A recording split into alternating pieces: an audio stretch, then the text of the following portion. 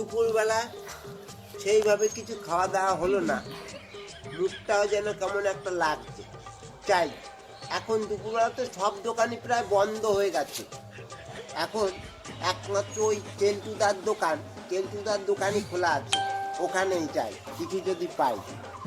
Idea তো খুব একটা খারাপ করিনি, কারণ কি ওই কেলটুদার দোকান বাড়ির মধ্যে, আর যদি দোকানে নাও থাকে, যদি জোরে কেলটুদা বলে ডাক দিই তাহলে কিন্তু আমাকে মালটা এসে দিয়ে যাবে। কেলটুদা বলি, ও কেলটুদা কই এতে দোকানে আছো? জিনিসপত্র নেওয়ার আছে বুঝলে। ছিনান করবো রে বাপু, তোর কোনো টাইম টেবিল নেই। ওই তো নিবি 1 টাকার একটা ছুঁই, এই বেশি তো তোর কিছু নেওয়ার অকাত নাই। যা তো যা, এখন যা। সব মাল দেখছিস তুলে নিচ্ছিস, এই দিলকুশ কটায় পড়ে আছে বাইরে। তুই এখন যা তো। কেলটুদা একটা কথা বলি, সব যখন তুমি তুলে নিয়েছো তাহলে দিলকুশটা যখন পড়েই আছে, তাহলে ওই দিলকুশটাই আমাকে দাও বুঝলে। একটা কথা বলি, মানে তোমার দোকানে তো সেই রমরমা বিক্রি, এটা তো বলা যাবে না, তাই দিলকুশটা পড়ে আছে তেলচিটে, মানে ওই কুকুরের গায়ের ঘেউ, কুকুরগুলোর গায়ের গন্ধের মতন গন্ধ না তো আবার? ভালো হবে তো, টাটকা হবে?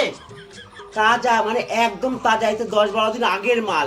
দেখ 5 টাকা করে পিস, 2 পিস 10 টাকা। আমি কি তোকে দিয়েছি 3 পিস 10 টাকা, বুঝতে পেরেছিস তো?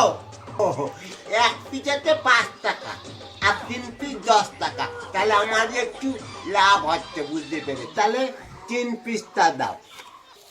দাঁত মাছ, আমি দাঁত দিয়ে ছিঁড়ে দিচ্ছি, চাপ কোথায় রাখছি তো।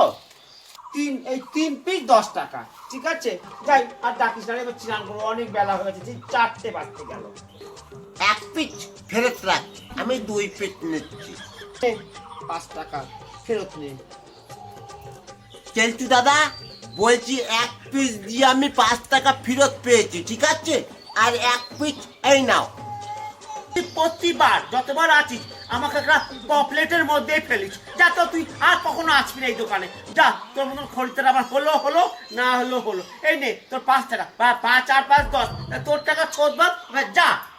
তাহলে কি 5 টাকা, আর এখন পেয়েছি 5 টাকা, তাহলে 10 টাকা তো আমি পেয়ে গেছি। এইটা তাহলে আমার প্রফিট হয়েছে। বোকা বানানো।